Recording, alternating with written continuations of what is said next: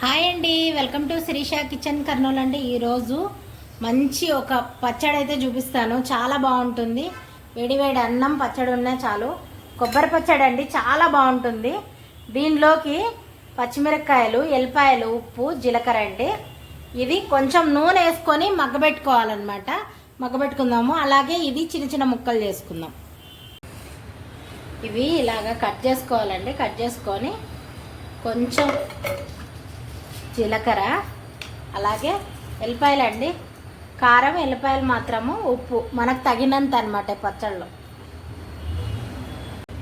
కొంచెం ఉప్పు వేసుకుందాం. అలాగే ఇది మెత్తగా మిక్సీ పట్టేసుకుందాం. దీన్ని తర్వాత పచ్చిమిరపకాయలు వేసుకుందాం. ఇప్పుడు చూడండి, ఇది మెత్తగా మిక్సీ పట్టుకున్నాం కదా. ఇప్పుడు దీనిలోకి పచ్చిమిరపకాయలు వేసేసుకుందాము.